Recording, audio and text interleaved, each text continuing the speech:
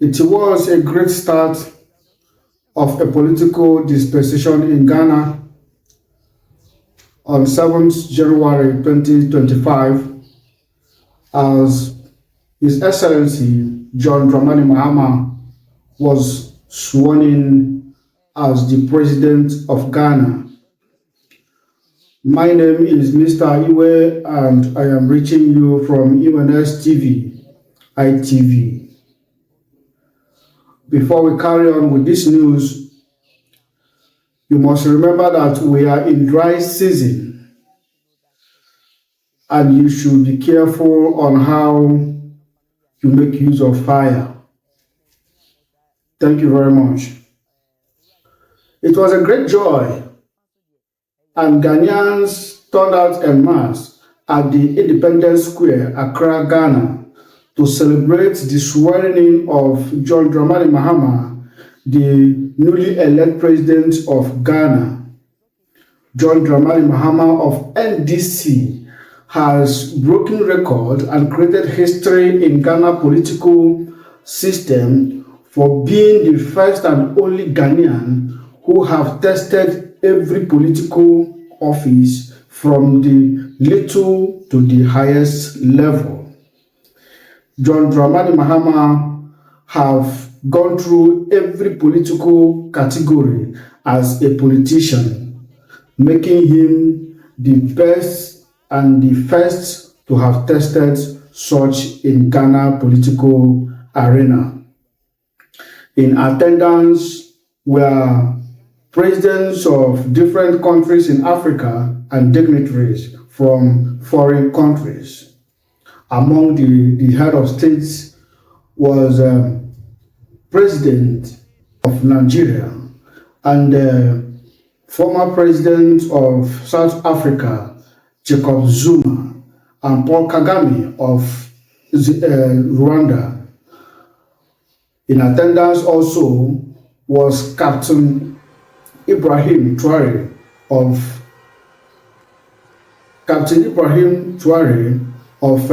Burkina Faso. It was a great moment to Ghanaians. I leave you to watch the swearing-in and the beautiful, wonderful speech that was given by the president. Thank you very much. Accredited photographers and media personnel are allowed at the designated places on the square.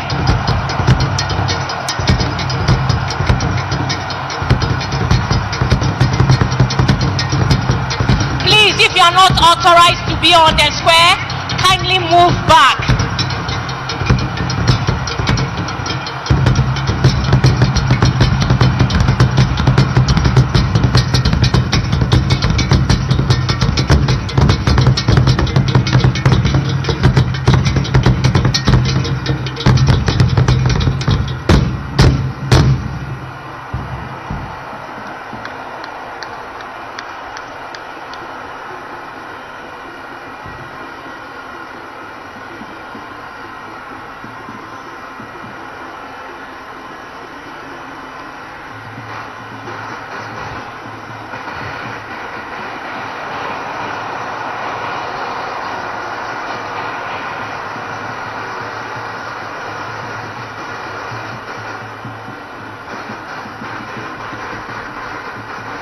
Honorable members, you may now resume your seats.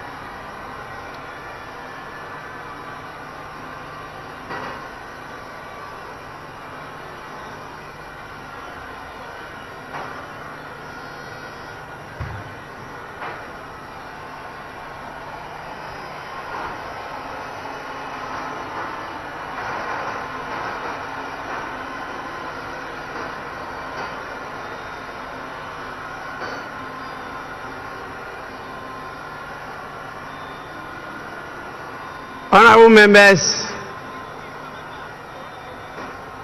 I now have the singular honor and pleasure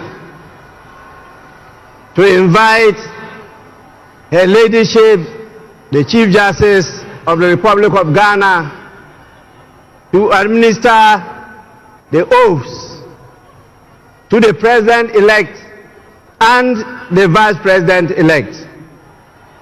We will start with the Vice President-elect, who will take and subscribe to the oath of allegiance and the oath of the Vice President. Your Ladyship, the Chief Justice, you may now do so now.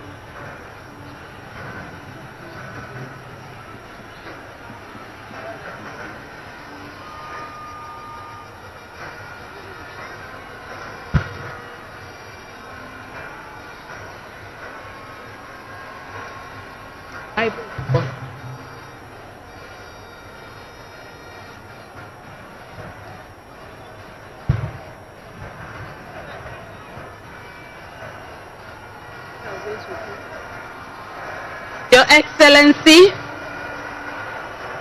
first the oath of allegiance. Kindly say after me. I, Professor Nana Jane Akufo-Addo, do in the name of the Almighty God swear do in the name of the Almighty God swear that I will bear true faith and allegiance that I will bear true faith and allegiance to the Republic of Ghana as by law established, that I will uphold the sovereignty and integrity of Ghana, and that I will preserve, protect, and defend the Constitution of the Republic of Ghana. So help me God. So help me God.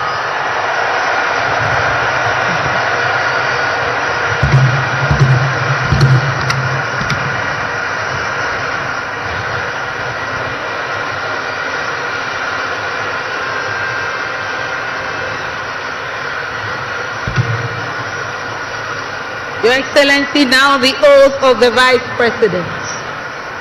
I, Professor Nana Jane Akufo-Addo, having been elected to the office of Vice President of the Republic of Ghana, do in the name of the Almighty God swear that I will be faithful and true to the Republic of Ghana, that I will at all times preserve, protect, and defend the Constitution of the Republic of Ghana, and I dedicate myself to the to the service and well-being and well-being of the people of the Republic of Ghana, of the people of the Republic of Ghana, and to do right and to do right to all manner of persons. to all manner of persons. I I further solemnly swear solemnly swear that should I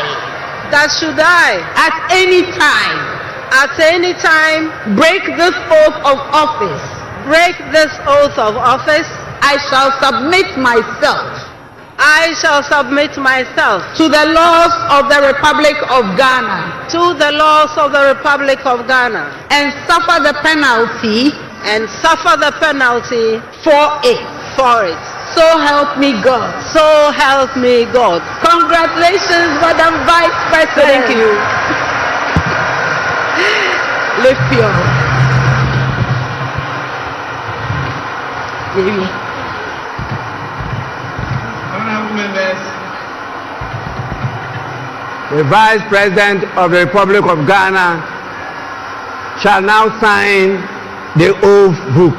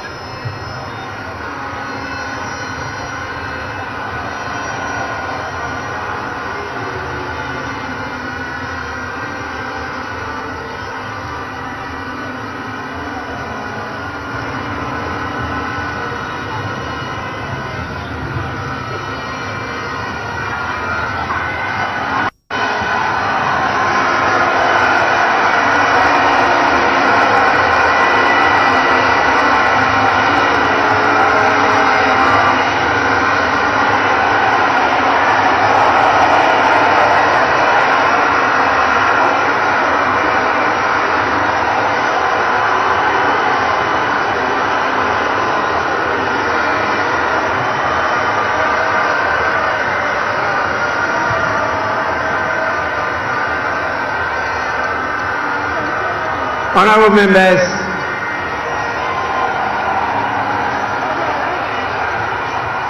I now have the pleasure and joy to, on your behalf, invite His Excellency the President-elect to take and subscribe to the oath of allegiance and the presidential oath. Your Excellency, you may now proceed to do so.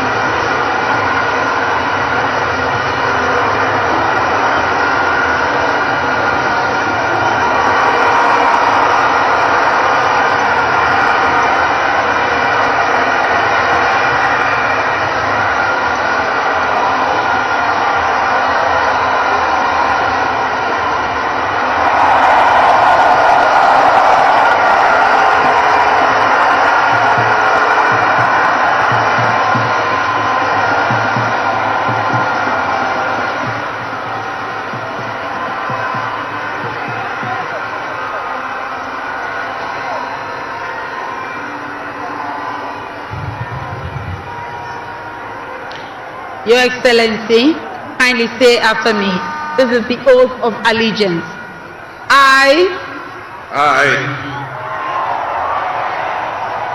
your name, John Mahama, do in the name of the Almighty God swear do in the name of the Almighty God swear that I will bear true faith that I will bear true faith and allegiance and allegiance to the Republic of Ghana to the Republic of Ghana as by law established, that I will uphold and that I will uphold the sovereignty and integrity of Ghana, and that I will preserve, protect and defend the Constitution of the Republic of Ghana.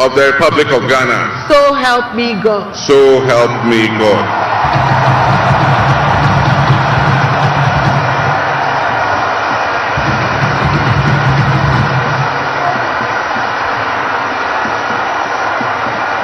Your Excellency, now the presidential oath. I,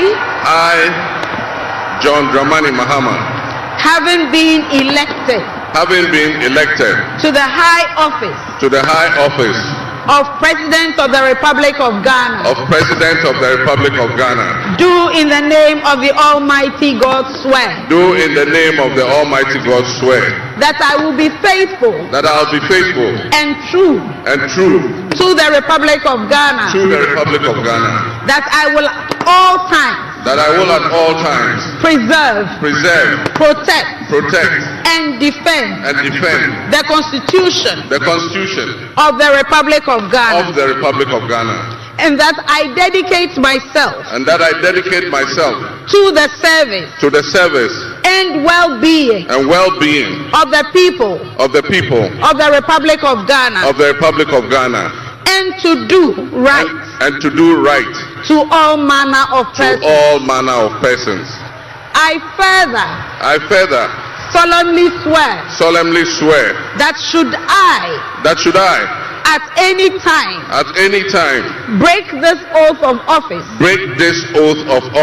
I shall submit myself to the laws of the Republic of Ghana, and suffer the penalty for it. So help me God. Congratulations, Mr. President. Let me be the first.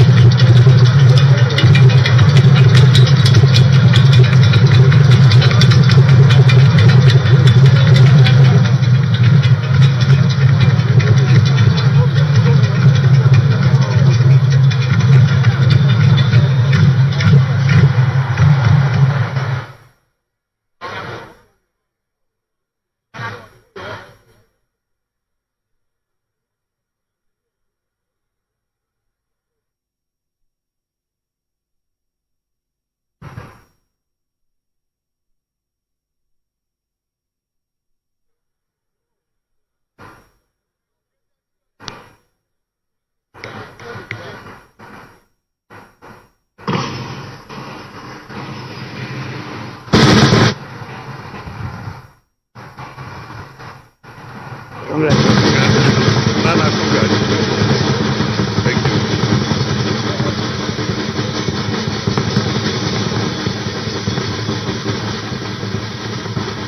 You stand.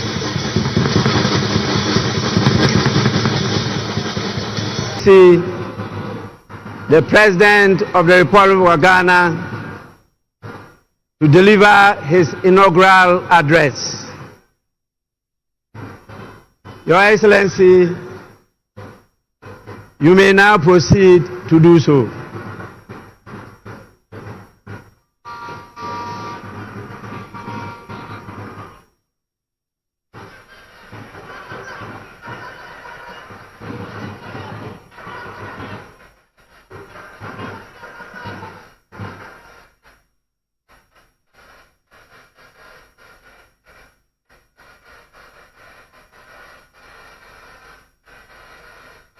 Hold it.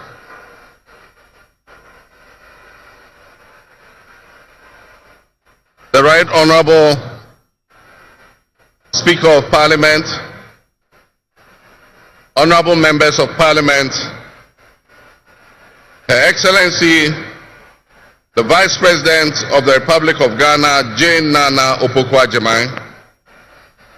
Her Ladyship, the Chief Justice, Your Excellency, Bola Ahmed Tinubu, President of the Federal Republic of Ghana, and special guest of honor for this occasion, Your Excellencies, Presidents, Heads of Government and Development Agencies, Your Excellency Nana Akufo-Addo, and former Presidents, Your Excellency Dr. Mahamudu Bawumia, distinguished invited guests, ladies and gentlemen, my brothers and sisters.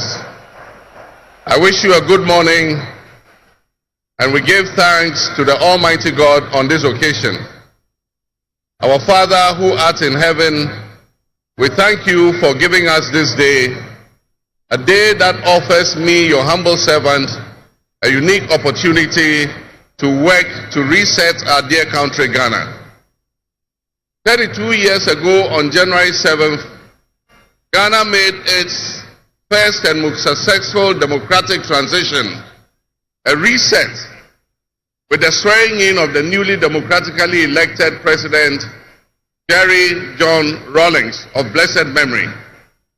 Our nation was returned to a multi-party democracy with a new constitution that went into effect, and the Fourth Republic was officially established.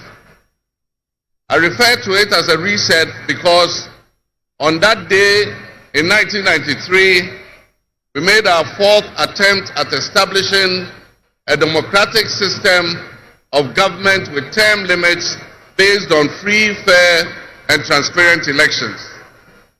The handover of power on January 7, 2001, between former President Jerry John Rawlings and at the time the newly elected President John Akufo-Addo, tested that reset, and our nation passed with flying colors. So today, with my induction as the new President of the Republic of Ghana, history is being made once again.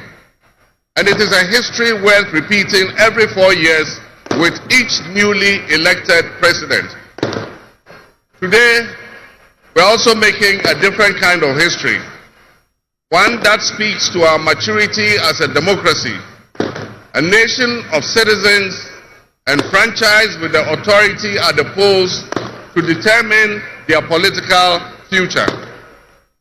Today's exercise between the outgoing President, His Excellency Nana Akufo-Addo, and I feels a bit like a deja vu.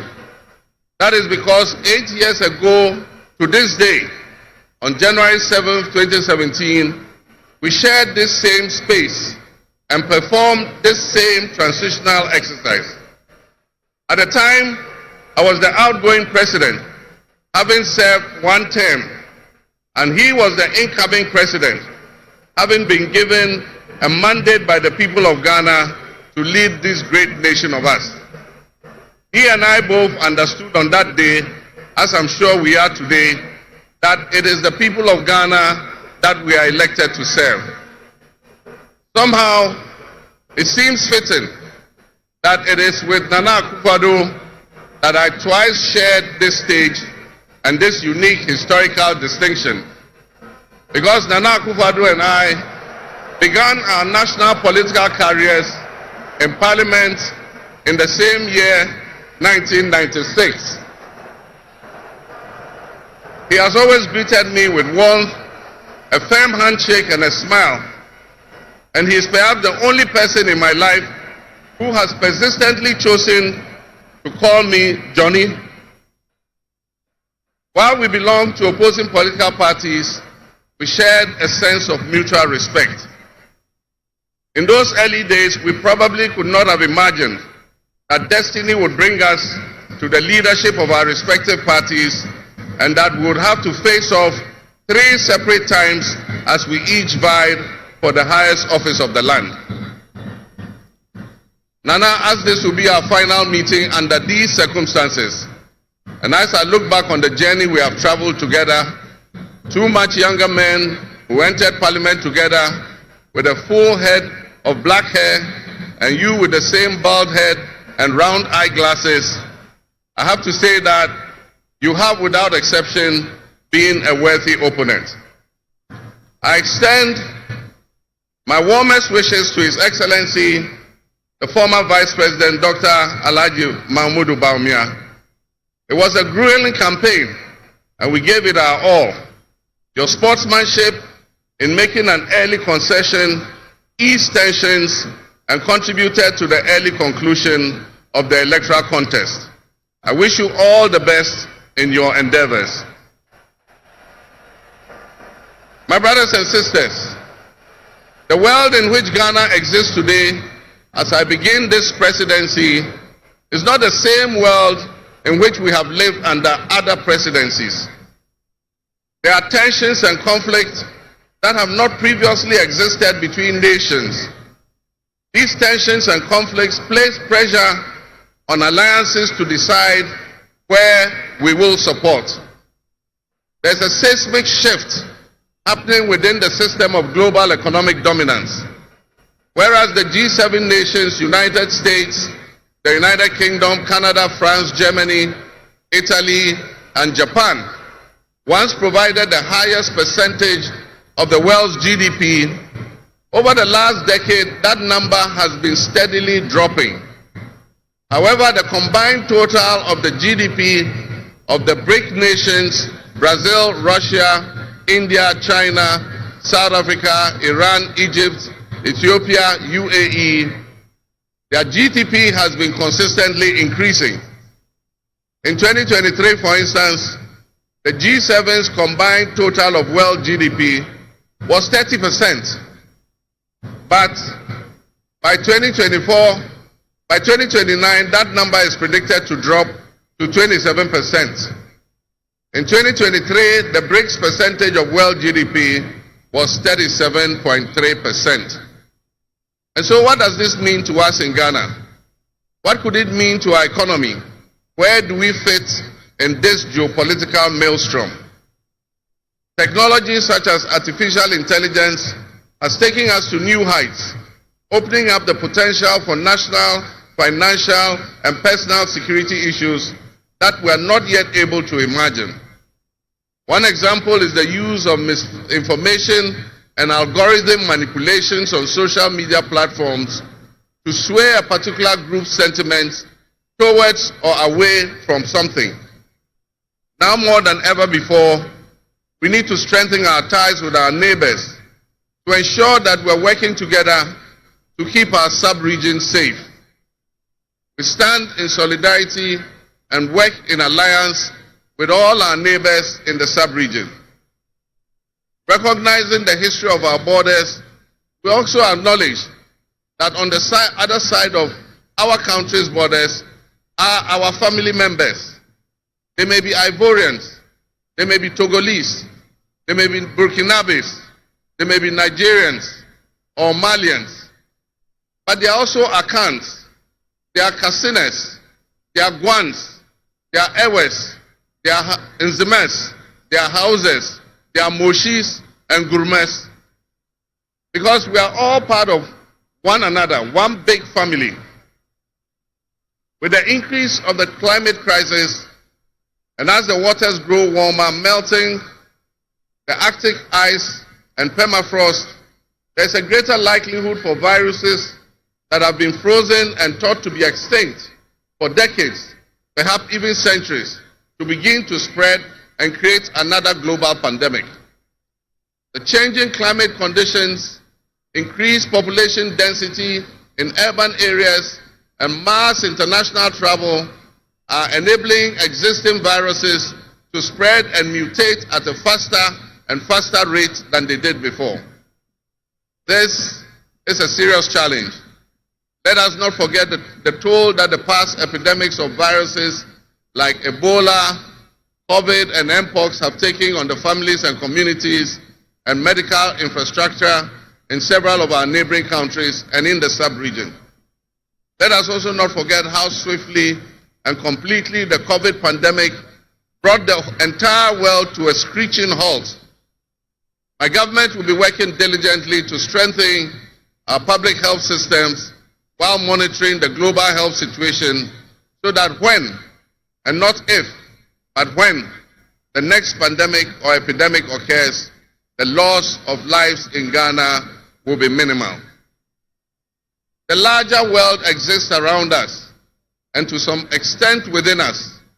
While we cannot and should never use it as an excuse to stray from the direct and immediate needs of Ghana for the well-being of our citizens, we must also bear in mind that the affairs of the world, if we care to shape, lessen, avoid, or even at the other end of things, maximize the effect they have on us. My brothers and sisters, barely a month ago, we held historic elections that have caused dramatic shifts in our political landscape. I feel greatly honored that you, my compatriots, considered me worthy of receiving such an unprecedented and overwhelming mandate to steer the affairs of our beloved nation at this critical time in our history. The magnitude of this victory in the presidential elections and the gains that were made by my party, the National Democratic Congress, in the parliamentary elections naturally and justifiably resulted in great joy and celebration across our country, Ghana. But celebrations, no matter how justified and how well earned, must be supplanted by discernment, sobriety, and deeper insights into why we received this kind of mandate in the first place. By voting as you did on December 7th, the Ghanaian people conveyed a powerful message, yet often overlooked by us politicians. This message was powerfully emphasized by a giant of American political history, President Ronald Reagan, when he declared at his inauguration some 40 years ago that governments have no power except that granted by the people. While Ghanaians take great pride in our thriving democracy, they are deeply dissatisfied with the quality of governance over the years and have openly voiced that dissatisfaction through the decisive actions that they undertake at the elections. Our people also understand that democracy is not just a token adorned with periodic elections followed by pomp and pageantry with the establishment of a new government. They expect that if democracy is celebrated as a superior means of governance, then its outcomes must be more tangible and benefit them in their individual lives. Any honest introspection and reflection on the pulse of our nation would reveal that many within our population do not feel that they have benefited from or partaking in this democratic dividend. Where people buffeted by severe economic crisis and hardships, and in the last few years we have lurched from crisis to crisis. But there is hope on the horizon. Today should mark the beginning of a new opportunity. An opportunity for us to make a difference in our governance and our economic management. We shall reset our dear nation, Ghana.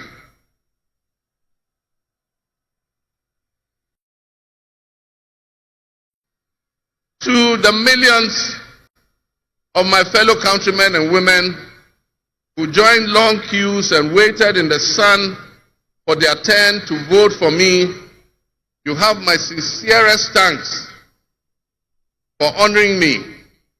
My firm, immutable assurance is that your votes will matter in the work that I'll do to make a difference in the destiny of this dear nation of ours. Your courage to bring change will not go in vain. Our nation was born with much promise. That promise would seem hazy and in doubt now because of all that has happened in the past. But I urge you, my fellow countrymen, not to be sucked into a state of perpetual pessimism. For some time, our country has urgently needed leadership with an unwavering desire to get things done. I, with all humility, assent that I intend to be that leader with your cooperation and your help. As your next leader, I shall strive to exercise sound judgment and be able to make the right calls at the right time.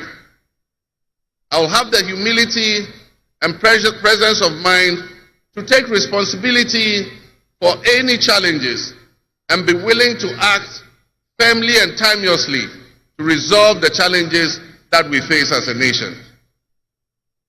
Since the elections, I have read and heard the word hope used many times in relation to my presidency and what it should offer the citizens of Ghana.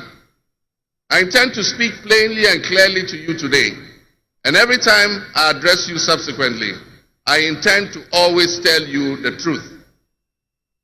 The circumstances we find ourselves in are indeed dire, but even so, I'll be decisive and swift in my actions. We'll focus our initial efforts on 4 critical areas. The first is economic restoration and stabilization of the macroeconomic environment. The second is the improvement of the business and investment environment to ensure that Ghana is once again open for business. The third is governance and constitutional reforms. And the final, but not the least, is accountability and the fight against corruption.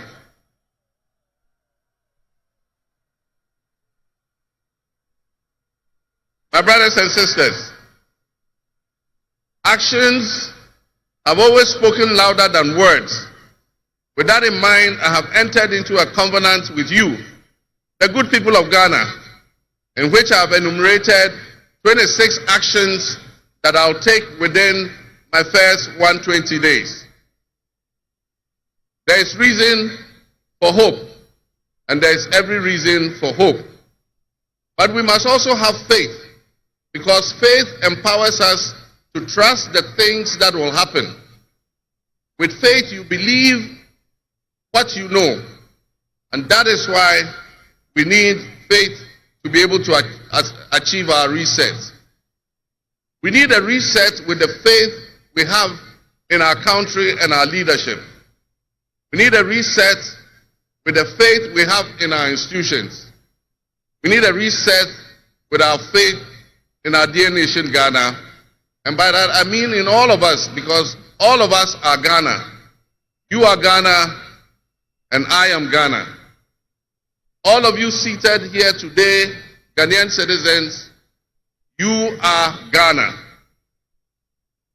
The people who you are with or near you as you watch this on television, in your homes, or listen on radio, or follow on social media are what we call Ghana. I ask that we enter into the covenant with the Ghana we all love and the good people of our country who make up this dear nation.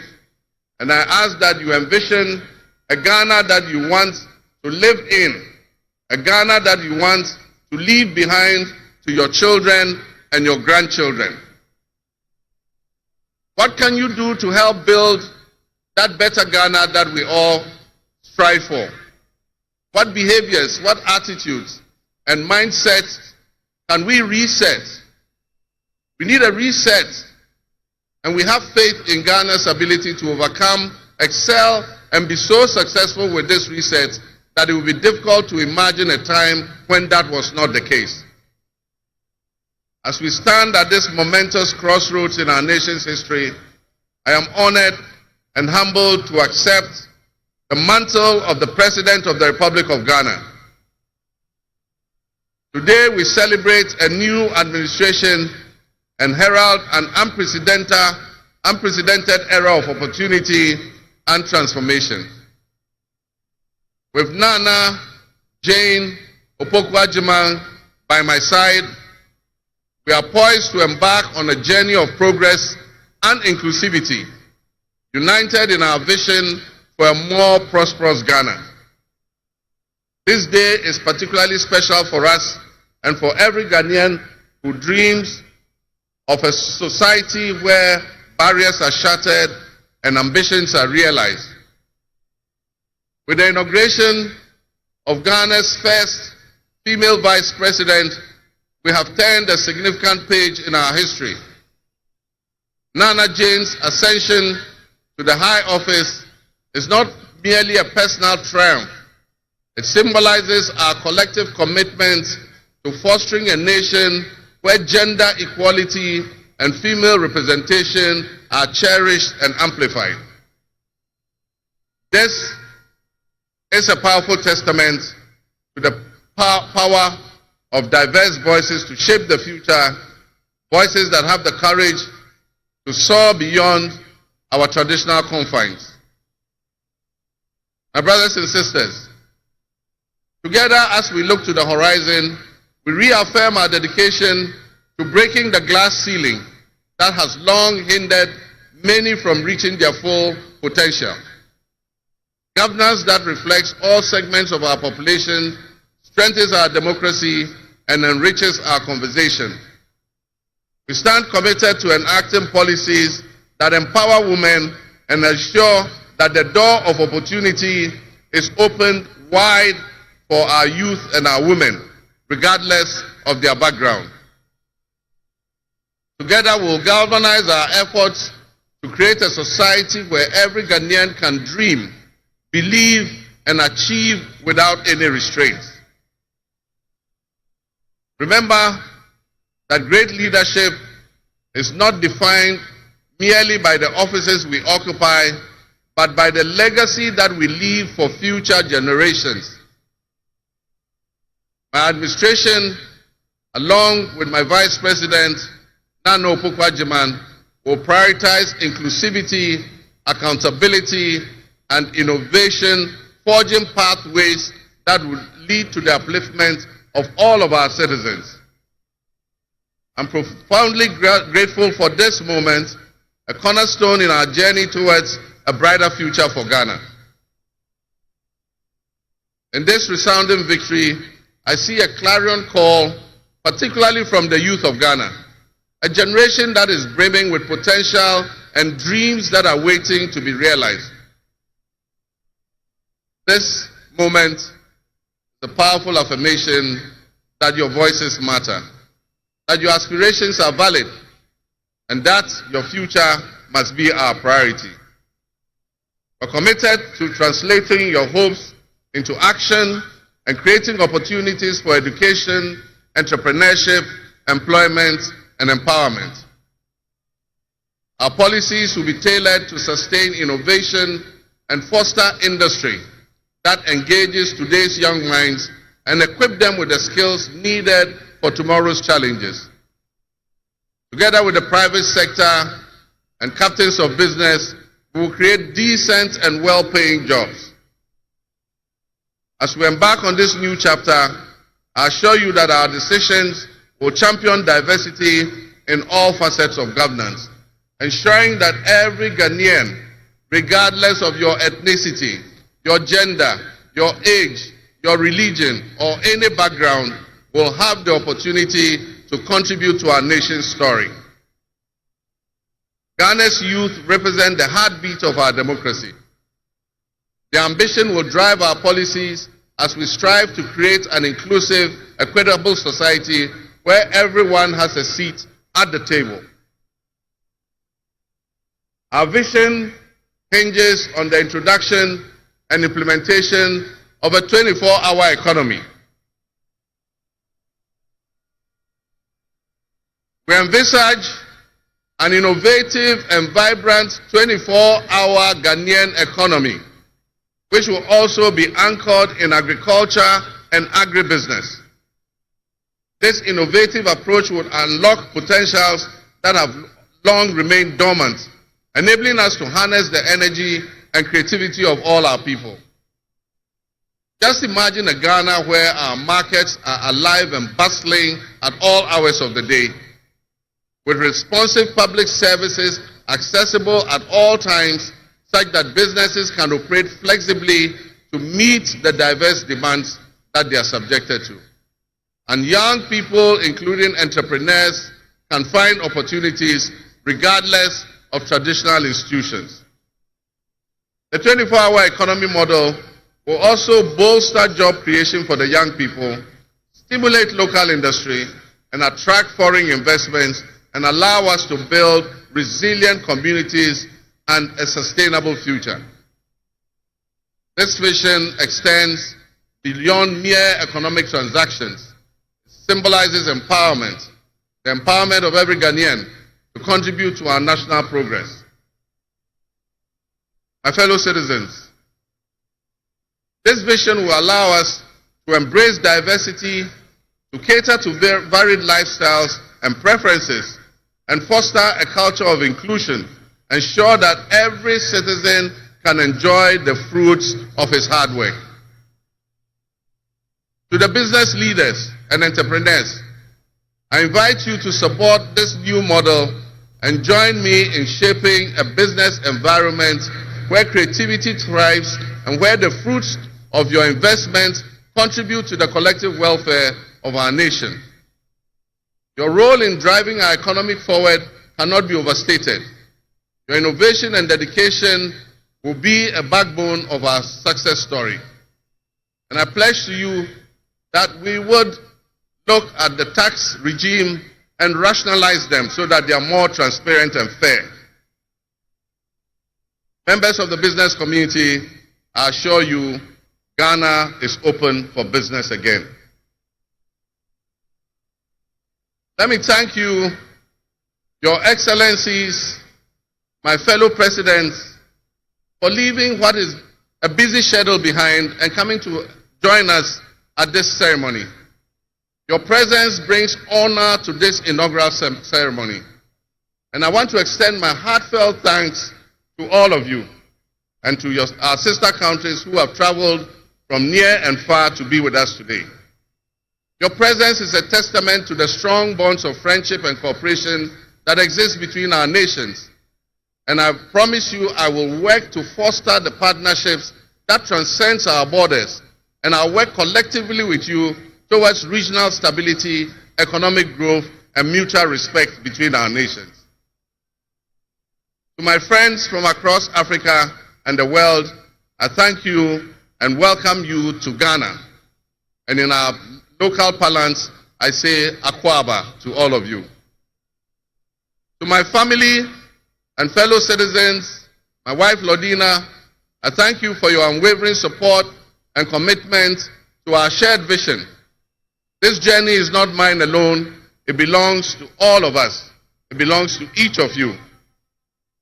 Let today be the dawn of a new era of hope, an era of job creation, an era of accountability, an era of institutional strengthening and resilience, and an era of unparalleled potential for all Ghanaians.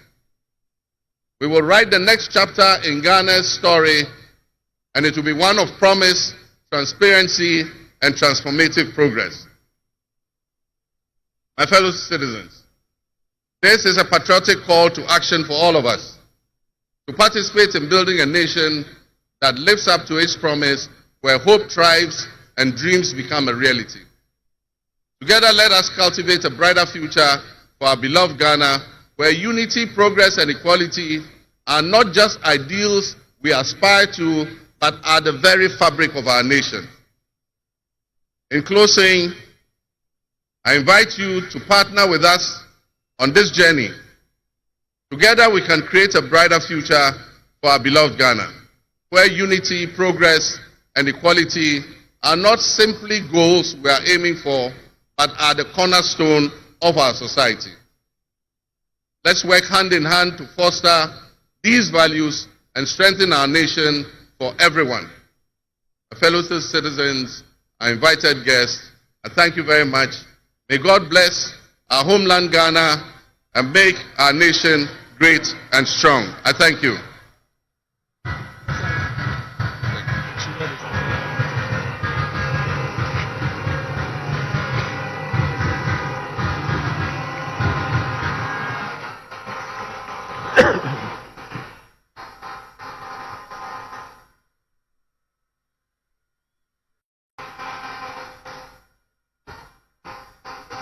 Yeah.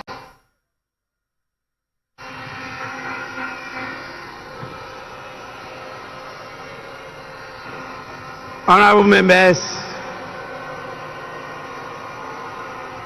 on your behalf, I convey the gratitude of the House to His Excellency, the President of the Republic of Ghana, for his address. Your Excellency, the House is extremely grateful to you.